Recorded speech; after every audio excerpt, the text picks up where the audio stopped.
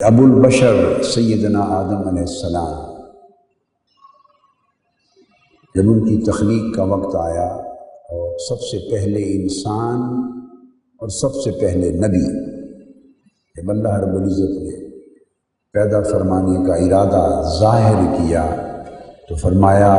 کہ میں زمین میں اپنا خلیفہ اور اپنا نائب بنا رہا ہوں۔ اللہ تبارک و تعالیٰ نے فرمایا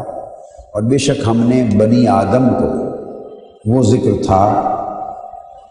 خود تخلیق آدم علیہ السلام کا، اور اب ذکر ہے نسل آدم کا۔ بے شک ہم نے بنی آدم کو یعنی حضرت آدم علیہ السلام کی اولاد کو، انسانیت کو بڑی عزت بخشی، کرامت اور بزرگی بخشی، اور ہم نے ان کو خشکی اور تری میں مختلف سواریوں پر سوار کیا۔ یہ بحری، بری اور فضائی سواریوں کا ذکر ہو رہا ہے، اور ہم نے انہیں پاکیزہ چیزوں سے رزق عطا کیا، اور ہم نے انہیں اکثر مخلوقات پر جنہیں ہم نے پیدا کیا تھا ان پر فضیلت دی، اور بنی آدم کو ان پر برتر کر دیا۔ بنی نوع انسان کو ہم نے بطور انسان اپنی کائنات خلق کی بے شمار طبقات پر فضیلت، برتری اور بزرگی عطا کی۔ انسان کی ایک فضیلت یہ ہے کہ اللہ رب العزت نے اس کے باطن میں اپنی روح پھونکی ہے، اور اس کے باطن میں اپنے نور کا چراغ اللہ رب العزت نے روشن فرمایا ہے۔ تو آدم علیہ السلام کے ذکر میں یہ ارشاد فرما کر ملائکہ کو حکم دیا کہ پھر تم ان کی تعظیم و تکریم کے طور پر سجدہ ریز ہو جانا،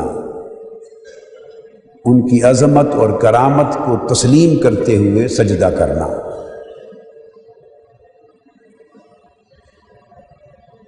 اور کئی مقامات پر قرآن مجید میں فرمایا گیا اسجدوا لآدم، اور ایک مقام پر کہ آدم علیہ السلام کو سجدہ کرو تاکہ ان کی عظمت اور کرامت تمہارے سجدے سے ظاہر ہو۔ پھر جب ابلیس نے سجدہ نہ کیا تو اللہ رب العزت نے اس سے پوچھا، اور اس سوال و جواب کا ذکر کئی مقامات پر قرآن مجید میں آیا ہے۔ ان میں ایک جگہ یہ ارشاد فرمایا، ایک اسلوب یہ بھی ہے، پوچھا اے ابلیس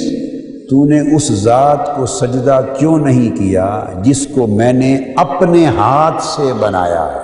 اپنے ہاتھ سے تخلیق کرنے کا ذکر فرمانا دراصل آدم علیہ السلام کی بے نہایت عظمت اور کرامت کا اظہار کرنا ہے۔ یہاں ارشاد فرمایا گیا اب بنی نوع انسان کو مخاطب ٹھہرا کر فرمایا اے لوگو، اے بنی نوع انسان، ہم نے تمہیں ایک مرد اور ایک عورت سے پیدا کیا، حضرت آدم علیہ السلام سے اور حضرت حوا رضی اللہ تعالی عنہا سے۔ پھر ہم نے تمہارے طبقات اور قبائل بنا دیے، مختلف طبقات اور قبائل اور برادریاں اس لیے بنائیں تاکہ تم ایک دوسرے کو پہچان سکو، لیکن یہ بات حق ہے کہ اللہ کے نزدیک تم سب میں عزت اور بزرگی والا وہ ہے جو سب سے زیادہ تقوی رکھنے والا ہے۔ عزت اور بزرگی کا معیار تقوی ہے۔ اے لوگو، تم اللہ کی عبادت کیا کرو اور اس کے ساتھ کسی کو شریک نہ ٹھہراؤ۔ اللہ رب العزت کی توحید کا ذکر ہوا، اس کی عبادت کرو اور اس کے ساتھ شرک نہ کرو۔ حکم توحید کے فوری بعد جو اگلا حق بیان فرمایا اس مقام پر، فرمایا وبالوالدین احسانا، اور اپنے ماں باپ کے ساتھ بھلائی کیا کرو، اور اپنے رشتہ داروں کے ساتھ اور یتیموں کے ساتھ اور محتاجوں کے ساتھ اور نزدیکی ہمسایوں کے ساتھ اور اجنبی پڑوسیوں کے ساتھ، جن کی تمہارے ساتھ رشتہ داری نہیں ہے، جان پہچان بھی نہیں، صرف پڑوس ہے، نیبرہڈ ہے، ان کے ساتھ، اور ان لوگوں کے ساتھ جو تمہارے ہم مجلس ہیں، جن کے ساتھ مل کر بیٹھتے ہو، اعتکاف کرتے ہو، اپنی نشست و برخاست کرتے ہو، اٹھنا بیٹھنا ہے جن کے ساتھ، ان لوگوں کے ساتھ، اور مسافروں کے ساتھ، اور پھر اپنے ان ملازموں کے ساتھ، ان سب لوگوں کے ساتھ، اور یہ ملکیت حق کے زوجیت کی طرف بھی اشارہ کر سکتی ہے، ان سب کے ساتھ فرمایا نیکی، بھلائی اور احسان کے ساتھ پیش آیا کرو۔ بے شک اللہ تعالیٰ اس شخص کو ہرگز پسند نہیں کرتا جو تکبر کرنے والا ہے، جو مغرور ہے، جس کی گردن اکڑی رہتی ہے، جس کے دل میں غرور ہے، فخر ہے، اور فخر کرنے والا اور خود پسند شخص اللہ رب العزت کو نہایت ہی ناپسند ہے۔ حضور نبی اکرم صلی اللہ تعالی علیہ وآلہ وسلم نے اپنی زبان مبارک سے مسلمان کی تعریف کی ہے، ڈیفینیشن دی ہے، پریکٹیکل ڈیفینیشن کہ عملی تعریف مسلمان کی کیا ہے، مسلمان کون ہوتا ہے۔ عبداللہ ابن عمر رضی اللہ تعالیٰ عنہ روایت کرتے ہیں، آقا علیہ الصلوۃ والسلام سے ایک شخص نے پوچھا، یا رسول اللہ مسلمانوں میں بہتر مسلمان کون ہے؟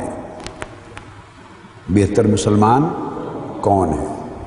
فرمایا قال من سلم المسلمون من لسانہ و یدہ، بہتر مسلمان وہ شخص ہے جس کی زبان سے اور جس کے ہاتھ سے مسلمان محفوظ رہیں، یعنی نہ وہ زبان سے مسلمانوں کو گزند پہنچائے، تکلیف اور اذیت پہنچائے، نہ وہ ہاتھ سے مسلمانوں کو نقصان پہنچائے، وہ اچھا مسلمان ہے۔ دوسری حدیث میں ابو ہریرہ رضی اللہ تعالیٰ عنہ حدیث کے راوی ہیں، آقا علیہ السلام نے فرمایا مسلمان وہ ہے جس کی زبان اور ہاتھ سے مسلمان محفوظ رہیں، جو مسلمانوں پر حملہ آور نہ ہو، مسلمانوں پر اسلحہ اور ہتھیار نہ اٹھائے، مسلمانوں کو بم کے ذریعے نہ اڑائے، اور مسلمانوں کو خواہ خودکشی کر کے، خواہ خودکش حملے کی صورت میں، خواہ گولیاں چلا کر مسلمانوں کے خون کو نہ بہائے۔ یہ تو بڑی بات ہے، فرمایا بلکہ اس کی زبان، اپنی زبان بھی مسلمانوں کے خلاف نہ چلائے۔ بندوق چلانا تو بہت دور کی بات ہے، اپنی زبان بھی مسلمانوں کے خلاف نہ چلائے، وہ شخص مسلمان ہے۔ اور پھر اگلی تعریف فرمایا کہ مومن کون ہے، بلیور، فیتھفل، تو فرمایا آقا علیہ السلام نے مومن وہ ہے کہ جس سے صرف مسلمانوں کی نہیں، عامت الناس،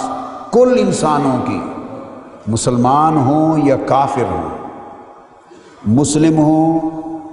یا نصارہ ہوں یا یہودی ہوں یا ہندو ہوں، کل مسلمان، ان کا تعلق کسی بھی مذہب سے ہو یا کسی بھی مذہب سے نہ ہو، تو مومن وہ ہے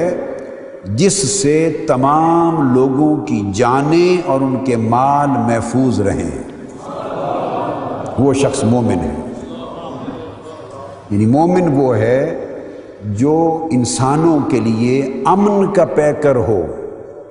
اور انسانوں کے لیے امن کا منبع ہو اور انسانوں کے لیے امن کا باعث ہو اور انسانی زندگی کے امن کا محافظ ہو اور انسانوں کو امن فراہم کرنے والا ہو، وہ مومن ہے۔ اس میں نہ مسلمان کا امتیاز رہا نہ غیر مسلم کا امتیاز رہا۔ سب سے پہلے نئی ویڈیوز کو حاصل کرنے کے لیے شیخ الاسلام ڈاکٹر محمد طاہر القادری کے آفیشیل یوٹیوب چینل کو سبسکرائب کریں اور بیل آئیکن کلک کریں۔